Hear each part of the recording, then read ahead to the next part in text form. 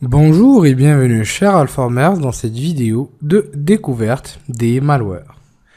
Au niveau de cette dernière, nous allons donc suivre les étapes suivantes. Donc tout d'abord, nous allons commencer par une petite introduction, suivie par une petite discussion des origines des cyberattaques ou de l'origine des cyberattaques. Ensuite, nous discuterons de la classification des malwares et enfin des différents symptômes d'infection, encore une fois toujours des malwares. Aujourd'hui, nous avons donc une internationalisation du cybercrime ou de la cybercriminalité qui rejoint le monde réel en élargissant les domaines d'activité de ce dernier, avec un cyberespionnage hyperactif, parfois même entre États, ou encore entre organismes de grande envergure. Tel que ce qu'on a pu constater par exemple avec le groupe APT21 qui a pu collecter des téraoctets de plus de 140 entreprises. C'est-à-dire qu'aujourd'hui, on est vraiment au niveau d'une vraie cyberguerre, une cyberguerre qui ne connaît aucune limite et de plus en plus sophistiquée. Et donc, une des armes les plus efficaces qui va être utilisée aujourd'hui dans ce contexte de cyberguerre va être principalement, ou va représenter principalement les malwares qui vont pouvoir se charger de pouvoir saboter ou effectuer du cybersabotage, du cyberespionnage ou encore tout simplement une récolte et exfiltration des données. Ces attaques peuvent être de deux types, des attaques ciblées et des attaques classiques.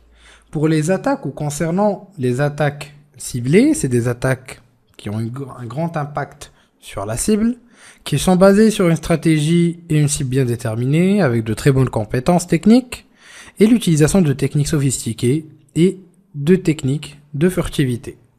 Le gain financier ou industriel n'est pas immédiat et le coût est non négligeable. C'est ce qu'on retrouve au niveau de la plupart des attaques gouvernementales, donc étatiques, ou encore de groupes qui vont aller chercher principalement à exfiltrer de données pour les revendre. Ensuite, on a aussi les attaques classiques qui ne sont pas à sous-estimer, qui ont un impact généralement faible ou moyen, donc ça peut être aussi un impact qui est assez grand si jamais l'attaque est assez opportuniste. La cible est donc découverte d'une façon opportuniste.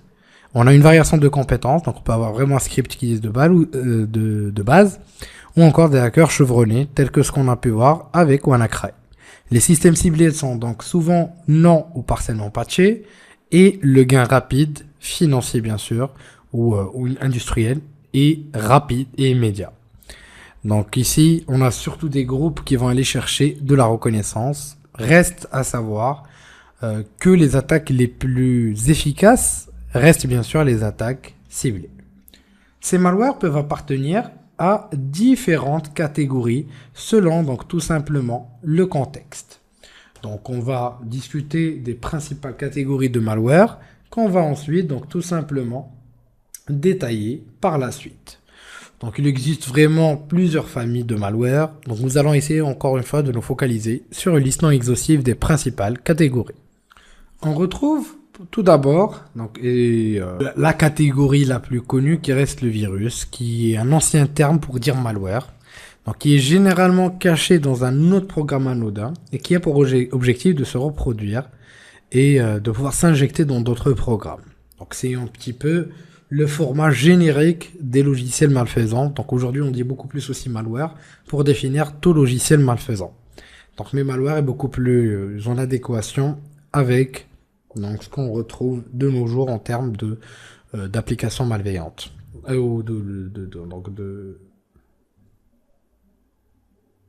Ensuite, on a les verts, donc qui représentent donc des petits programmes donc qui sont de très petite taille, qui sont autonomes, qui vont s'auto-répliquer et se propager via le réseau. Donc dans le but de détruire ou encore pour d'autres tâches que le hacker, donc le développeur du malware, souhaite. Ensuite, on a les spyware et donc adware qui sont installés donc tout simplement à l'insu de l'utilisateur et vont transmettre des informations sur l'activité de l'utilisateur. Donc comme via des keyloggers. Donc il fournit aux annonceurs des informations aussi sur les habitudes de navigation des utilisateurs pour pouvoir mieux les cibler et les traquer. On a ensuite les rootkits qui représentent la famille donc la famille de malware qui est disons la moins souvent ou la moins connue. Donc c'est un kit permettant de dissimuler donc l'activité malveillante. Donc c'est un kit qui va souvent interagir avec des fonctionnalités système de bas niveau et qui va permettre à un attaquant de pouvoir compromettre le système, de pouvoir mettre en place une persistance, une certaine furtivité et bien sûr de pouvoir créer une backdoor pour que l'utilisateur puisse revenir quand il le souhaite.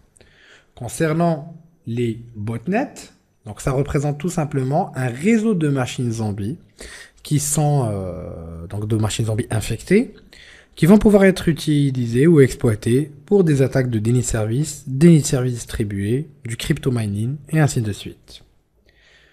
Nous avons aussi donc les ransomware. Donc là, on va pas trop s'attarder dessus puisqu'on va en discuter plus en détail par la suite. Ou donc tout simplement, cette catégorie de malware va chiffrer les documents personnels des utilisateurs et va demander une rançon en échange.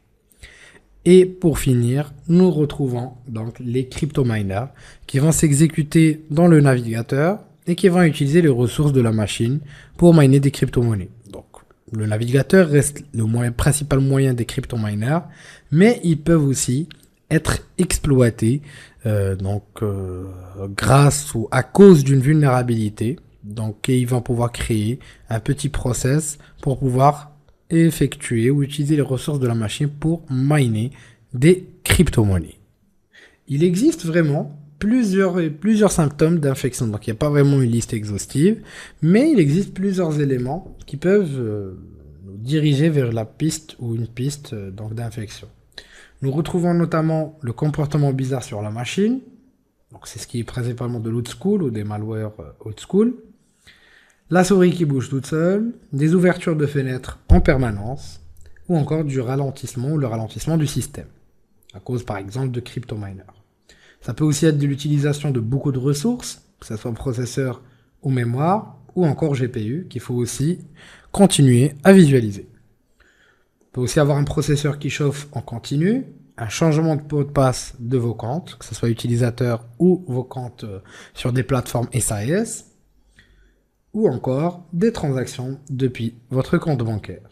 Bien sûr, ceci ne représente pas la liste exhaustive de tous les symptômes d'infection, mais de quelques exemples ou quelques exemples de symptômes qui peuvent vous mettre sur la bonne voie, vous permettre de savoir que votre système est infecté. Mais encore une fois, le plus difficile, c'est pas de gérer ce type de menaces, mais c'est surtout de gérer le type de menaces qui ne sont pas détectables.